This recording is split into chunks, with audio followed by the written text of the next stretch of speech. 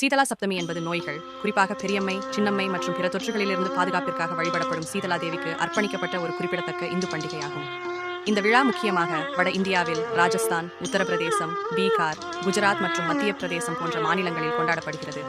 பக்தர்கள் இந்த நாளில் சடங்குகளை கடைபிடித்து நல்ல ஆரோக்கியம் மற்றும் நல்வாழ்வுக்காக சீதலா தேவியின் ஆசிகளை பெற விரதம் உள்ளனர். இந்த விழா இந்து மாத சைத்ராவில் கிருஷ்ணபக்ஷத்தின் சப்தமி 7வது நாளில் சப்தமி வருகிறது. இது பொதுவாக கிரிகோரியன் நாட்காட்டியில் மார்ச் அல்லது ஏப்ரல் மாதத்துடன் ஒத்திருக்கிறது. இது சீதலா அஷ்டமியுடன் நெருக்கமாக தொடர்புடையது.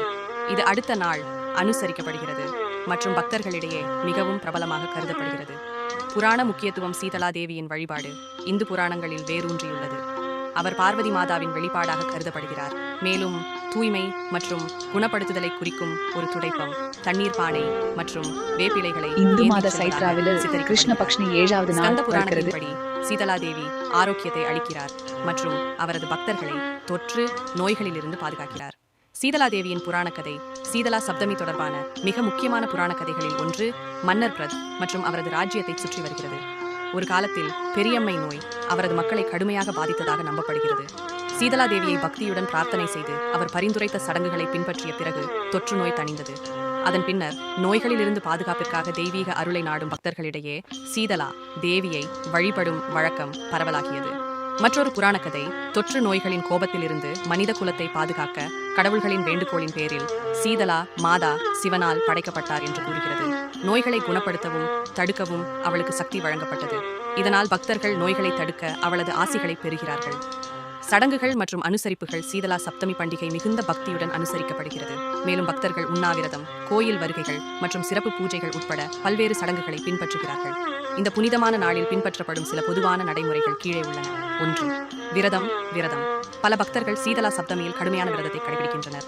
சிலர் நிர்ஜல விரதத்தை, தண்ணீர் இல்லாமல் உண்ணாவிரதம் பின்பற்றுகிறார்கள். மற்றவர்கள் பழங்கள் மற்றும் பால் போன்ற எளிய உணவை உட்கொள்கிறார்கள். உண்ணாவிரதம் உடலை சுத்திகரித்து பக்தர்கள் தெய்வீக ஆசீர்வாதங்களை பெற உதவும் என்று நம்பப்படுகிறது. 2. பசோதா பிரசாதம் தயாரித்தல். இந்த பண்டிகையுடன் தொடர்புடைய தனித்துவமான மரபுகளில் ஒன்று பசோதா பிரசாதம் தயாரிப்பதாகும். பசோதா என்றால் பழங்கால உணவு என்று பொருள். மேலும் இந்த நாளில் சமைப்பது தடை செய்யப்பட்டுள்ளது என்று நம்பப்படுகிறது. பக்தர்கள் சீதலா சப்தமிக்கு ஒரு நாள் முன்பு உணவை தயாரித்து அதை தேவிக்கு நைவேத்தியம் செய்த பிறகு பிரசாதமாக உட்கொள்கிறார்கள். இந்த நடைமுறை நெருப்பை தவிர்ப்பதன் முக்கியத்துவத்தையும் நோய்கள் பரவாமல் தடுக்க உடல் ஓய்வெடுப்பதை உறுதி செய்வதையும் குறிக்கிறது. பொதுவான பசோதா உணவுகள் பின்வருமாறு: பஜ்ரா, திணை, ரொட்டி, தயிர், அரிசி, புவா அல்லது இனிப்பு பஜ்ஜி, ஆலு சப்ஜி போன்ற குளிர்ந்த காய்கறிகள், வெல்லம் மற்றும் மோர். 3. பூஜை விதி, வழிபாட்டு சடங்குகள். பக்தர்கள் அதிகாலையில் எழுந்து புனித நீராடி சுத்தமான ஆடைகளை அணிவார்கள். அவர்கள் சீதலா மாதா கோயில்களுக்கு சென்று தெய்வத்திற்கு பூக்கள், மஞ்சள், வேப்பிலை மற்றும் அரிசியை வழங்குகிறார்கள். தேவி குளிர்ந்த நீர், தயிர் மற்றும் மஞ்சள் கொண்டு குளிக்கப்படுகிறார். இது சுத்திகரிப்பு மற்றும் குணப்படுத்துதலை குறிக்கிறது.